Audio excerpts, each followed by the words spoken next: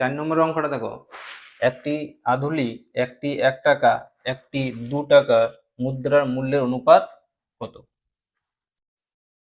তাহলে একটি আধুলি সমান 50 পয়সা, একটি 1 টাকা সমান 100 পয়সা, একটি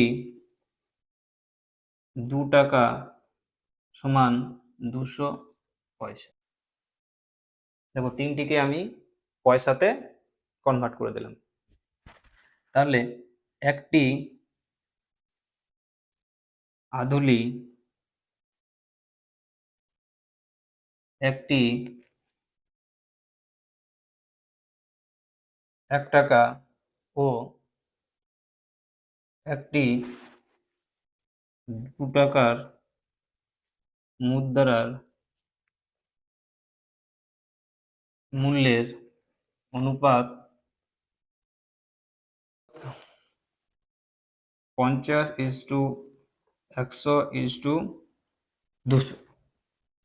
এটা অনুপাতে লঘিষ্ঠ আকারে প্রকাশ করতে হলে তিনটি সংখ্যার গসাগু করতে হবে। তিনটি সংখ্যার গসাগু হচ্ছে 50। তাহলে প্রথম সংখ্যাকে 50 দিয়ে ভাগ করলাম, দ্বিতীয় সংখ্যাকেও 50 দিয়ে ভাগ করলাম, সংখ্যাকেও 50 দিয়ে ভাগ করলাম। সমতুল্য অনুপাত হচ্ছে 1:2:4। 5 নম্বর অঙ্কটা দেখো, উমার বয়স 12 বছর 6 মাস, রাতুলের বয়স 12 বছর 4 মাস, নূরজাহানের বয়স 12 বছর। তাহলে এই অঙ্কটা তোমাকে করতে হলে প্রথমে তোমাকে যেটা দেখতে হবে, দেখো এখানে বছর আর এখানে মাস, দুটি আলাদা আলাদা এককে তার বয়সটা দিয়েছে। উমার বয়সটা দিয়েছে 12 বছর 6 মাস। তাহলে তোমাকে যেটা প্রথমে করতে হবে, এই বছরটাকে মাসেতে নিয়ে চলে যেতে হবে। তাহলে উমার বয়স 12 বছর 6 মাস সমান, আমরা জানি 1 বছর সমান 12 মাস। তাহলে 12 বছর সমান কত মাস? 12 বছর সমান 12 প্লাস 6, 144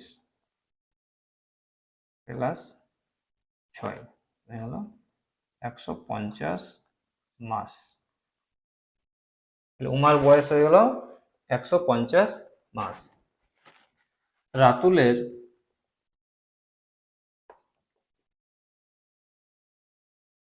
বয়স 12 বছর 4 মাস, আরো ইন্টু 12 প্লাস 4, 144 প্লাস 4, 148 মাস। তাহলে রাতুলের বয়স হয়ে গেল 148 মাস। নূরজাহানের বয়স 12 বছর।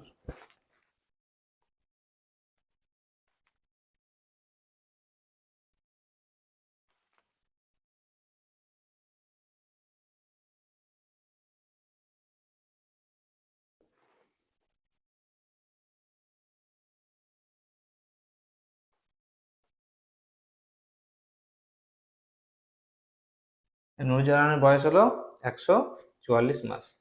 তাহলে আমাকে বার করে বলছে ওদের তিনজনের বয়সের অনুপাত কত। তিনজনের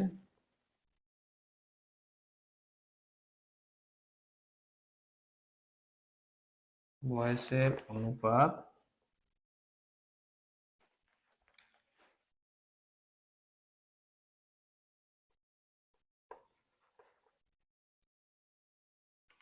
তিনটি সংখ্যার গসাগু হচ্ছে 2। তিনটি সংখ্যার গসাগু 2 পেয়ে গেলাম। তাহলে প্রথম সংখ্যাকে 2 দিয়ে ভাগ করলাম, দ্বিতীয় সংখ্যাকে 2 দিয়ে ভাগ করলাম এবং দ্বিতীয় সংখ্যাকেও 2 দিয়ে ভাগ করলাম। তাহলে তিনটি সংখ্যার অনুপাতের সমতুল্য অনুপাত হচ্ছে 75:74:72। নম্বর অঙ্কটা দেখো, সমকোণী সমদ্বিবাহু ত্রিভুজের কোণগুলির অনুপাত। সমকোণ যার একটা কোণ 90°, আবার সমদ্বিবাহু ত্রিভুজ মানে দুটি বাহু সমান। তাহলে আমি ধরে নিলাম এই বাহুটি সমান, আর এই কোণটা হচ্ছে 90°। যেহেতু এই দুটি বাহু সমান, তাহলে এই দুটি কোণও সমান। আমি ত্রিভুজের তিনটি কোণের নাম দিয়ে দিলাম এ, বি এবং সি। তাহলে এই দুটি বাহু যদি সমান হয়, তাহলে এই কোণটি সমান। তাহলে আমরা জানি ত্রিভুজের তিনটি কোণের সমষ্টি হচ্ছে 180°, মানে এ কোণ প্লাস বি কোণ প্লাস সি কোণ, এই তিনটি কোণের যোগফল 180°। তাহলে এই কোণটা যদি বি কোণটা 90° হয়, তাহলে এই দুটি কোণ মিলে আমার 90° হবে। এবং দুটি কোণ যেহেতু সমান, তাহলে এই কোণটার মান চলে আসবে 45°, এই কোণটির মান চলে আসবে 45°। তাহলে তিনটি কোণের অনুপাত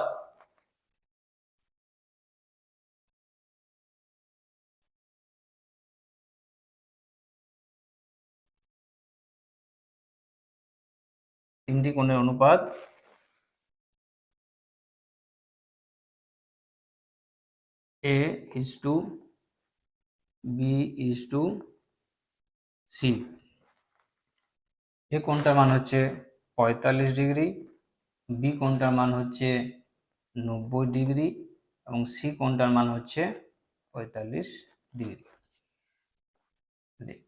তিনটি সংখ্যার গসাগু হচ্ছে 45 আসবে, তিনটি সংখ্যার গসাগু।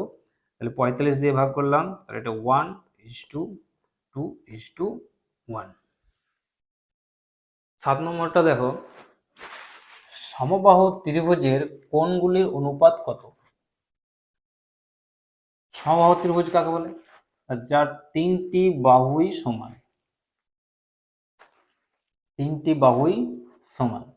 আমি ধরে নিলাম এটা এ, বি আর সি।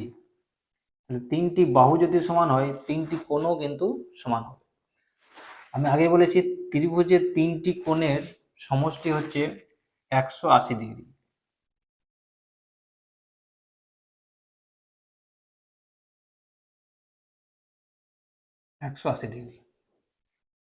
তাহলে তিনটি কোণের সমষ্টি 180°, আর ত্রিভুজের তিনটি কোণ কিন্তু সমান, তিনটি কোণের মান সমান। তাহলে একটা কোণের মান কত হবে? 180/3 চলে এলো 60°। তাহলে একটা কোণের মান কত পেলাম? 60°। তাহলে এটা 60°, এটাও 60°, এটাও 60°। তাহলে সমবাহু ত্রিভুজের তিনটি কোণের মানে হয়ে গেল আমার 60°। তাহলে সমবাহু ত্রিভুজের তিনটি কোণের অনুপাত 60:60:60। তিনটি সংখ্যার গসাগু 60, তাহলে 1:1:1। নম্বর অঙ্কটা দেখো, পুলক বাবু ও মানিক বাবু বয়সের অনুপাত 7:9। মানিক বাবুর বয়স 72 বছর হলে পুলক বাবুর বয়স কত? মানিক বাবু পুলক বাবু ও মানিক বাবু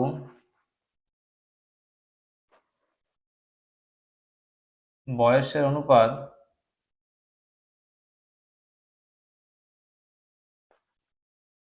7:9। তাহলে মানিক বাবুর বয়স দিয়েছে 72 বছর। মানিক বাবুর বয়স হচ্ছে 72 বছর। মানিক বাবুর জায়গায় আমি লিখলাম 72 বছর। তাহলে 9-এর সাথে কত গুণ করলে 72 হয়? 8 গুণ করলে 72 হয়। আর তাহলে এই এর সাথে 8 গুণ করলে যদি 72 হয়, তাহলে এর সাথে আমি কত গুণ করব? 8ই গুণ করব। তাহলে 8 গুণ করলে কত হয়? 56 বছর। তাহলে পুলক বাবুর বয়স হবে 56 বছর।